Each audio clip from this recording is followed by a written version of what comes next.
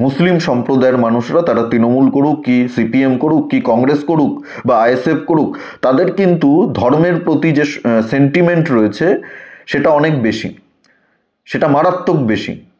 সব কিছুর ওপরে তাদের ধর্মীয় সেন্টিমেন্ট, বাবরি মসজিদের প্রতি তাদের একটা আবেগ রয়েছে। তাই এটাতে যদি বাধা দেওয়া হয়, হুমায়ুন কবিরকে চাইলেই মমতা বন্দ্যোপাধ্যায় গ্রেপ্তার করতে পারত।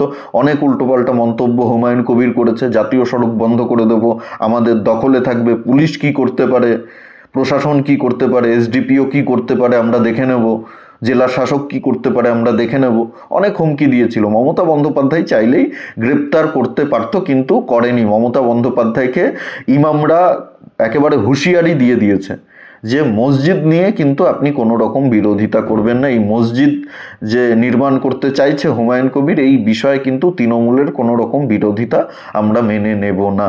দুদিন আগে একটা ভিডিওতে আমি আপনাদেরকে বলেছিলাম যে হুমায়ুন কবির বাবরি মসজিদের নামে কোটি কোটি টাকা চাঁদা তুলেছে, বাংলাদেশ থেকেও প্রচুর টাকা ফান্ডিং উঠেছে।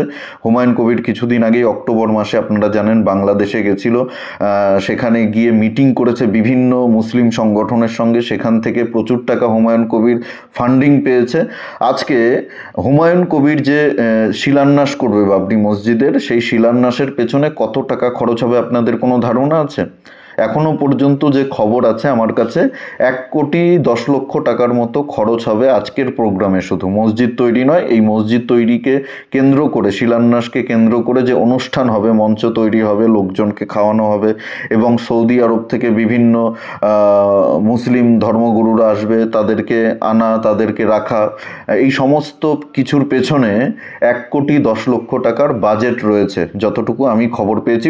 এবিপি আনন্দের একটা প্রতিবেদন এই নিয়ে প্রকাশ করেছে, আমি আপনাদেরকে পড়ে শোনাচ্ছি, তাহলেই আপনাদের কাছে পুরো বিষয়টা পরিষ্কার হয়ে যাবে যে কি কি আয়োজন রয়েছে এবং কত টাকা খরচ হতে পারে।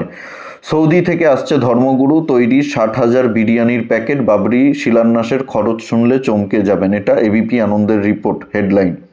পুরো প্রতিবেদনটা আমি আপনাদেরকে পড়ে শোনাচ্ছি, মন দিয়ে শুনবেন। হুমায়ুন জানিয়েছেন সৌদি আরব থেকে 2 জন কাজী সকালেই কলকাতা বিমানবন্দর থেকে একটি বিশেষ কনভয়ে পৌঁছাবেন মুর্শিদাবাদে। 1992 সালের 6 ডিসেম্বর বিতর্কিত বাবরি মসজিদ ভাঙা হয়েছিল, উত্তাল হয়েছিল গোটা দেশ। 33 বছর পরে আরও একটা 6 ডিসেম্বর পশ্চিমবঙ্গের রাজনীতিতে ঘটনার ঘন ঘটা। শনিবার মুর্শিদাবাদের রেজিনগরে বাবরি মসজিদের শিলান্যাস করার সিদ্ধান্তে অনড় ভরতপুরের বিধায়ক হুমায়ুন কবির। পিটিআই সূত্রের খবর, সেই অনুষ্ঠানে সমবেত হচ্ছেন সৌদি আরবের ধর্মগুরুরা, সেই সঙ্গে ব্যবস্থা থাকছে হাজার হাজার মানুষকে অভ্যর্থনা করার। বিশাল বিশাল বিরিয়ানির হাড়ি চেপেছে দমে।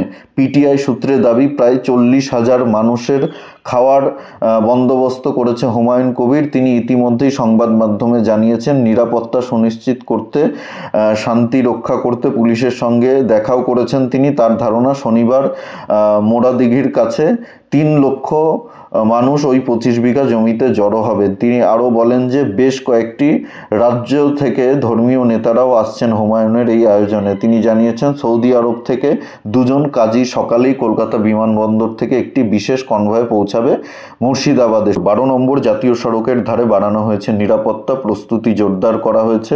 মুর্শিদাবাদের 7টি ক্যাটারিং সার্ভিসকে জনতার জন্য শাহী বিরিয়ানি রান্না করার জন্য চুক্তিবদ্ধ করা হয়েছে। বিধায়কের এক ঘনিষ্ঠ সহযোগী জানিয়েছেন অতিথিদের জন্য প্রায় 40,000 বিরিয়ানির প্যাকেট রেডি হয়েছে। স্থানীয় বাসিন্দাদের জন্য আরও 20,000 প্যাকেট বিরিয়ানি তৈরি করা হচ্ছে।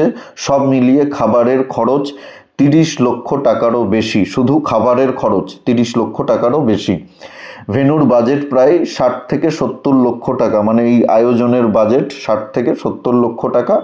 ধান ক্ষেতের উপর দিয়ে তৈরি করা হবে উঁচু মঞ্চ, 150 ফুট লম্বা এবং 80 ফুট প্রস্থের। এই মঞ্চের সামনে বসতে পারেন 400 অতিথি।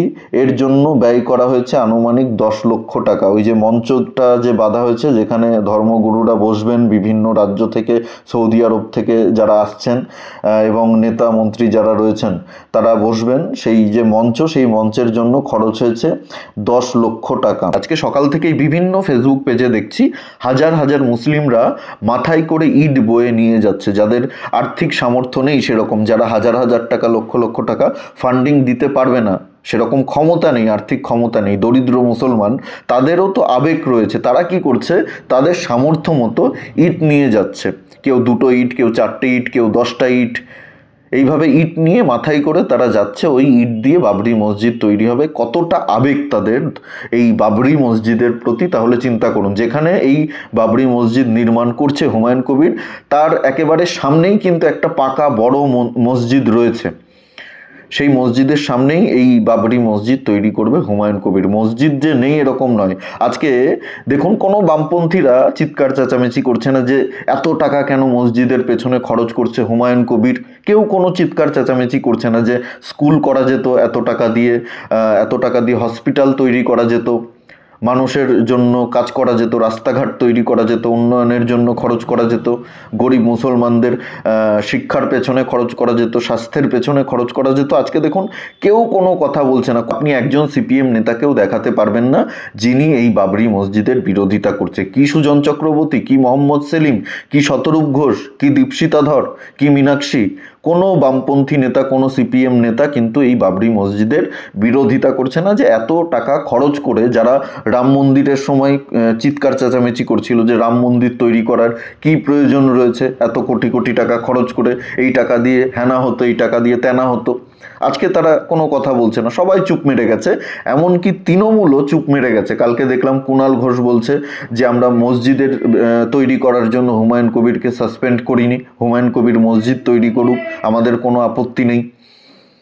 খুব ভালো করে জানে মসজিদের বিরোধিতা করলে মুসলমানরা কিন্তু প্রচণ্ডভাবে তৃণমূলের বিরুদ্ধে চলে যাবে।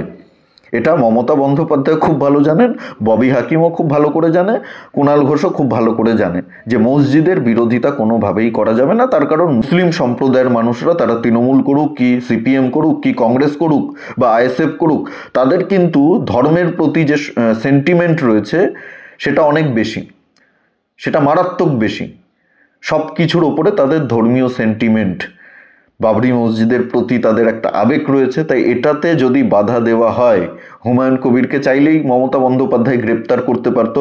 অনেক উল্টোপাল্টা মন্তব্য হুমায়ুন কবির করেছে, জাতীয় সড়ক বন্ধ করে দেব, আমাদের দখলে থাকবে, পুলিশ কি করতে পারে, প্রশাসন কি করতে পারে, এসডিপিও কি করতে পারে আমরা দেখে নেব, জেলা শাসক কি করতে পারে আমরা দেখে নেব, অনেক হুমকি দিয়েছিল। মমতা বন্দ্যোপাধ্যায় চাইলেই গ্রেপ্তার করতে পারতো, কিন্তু করেনি। মমতা বন্দ্যোপাধ্যায়কে ইমামরা একেবারে হুঁশিয়ারি দিয়ে দিয়েছে যে মসজিদ নিয়ে কিন্তু আপনি কোনো রকম বিরোধিতা করবেন না। এই মসজিদ যে নির্মাণ করতে চাইছে হুমায়ুন কবির, এই বিষয়ে কিন্তু তৃণমূলের কোনো রকম বিরোধিতা আমরা মেনে নেব না। সেই কারণেই আজকে অসহায় হয়ে পড়েছে মমতা বন্দ্যোপাধ্যায়। এখন এই বাবরি মসজিদের শিলান্যাস করার পরে হুমায়ুন কবিরের রাজনৈতিক ভবিষ্যৎ কি হয় সেটা 2026-এই বোঝা যাবে। এই বিষয়ে আপনাদের কি মতামত অবশ্যই কমেন্টে জানাতে ভুলবেন না। আর ভিডিওটি ভালো লাগলে প্রচুর পরিমাণে শেয়ার করুন, লাইক করুন, সকলের কাছে পৌঁছে দিন।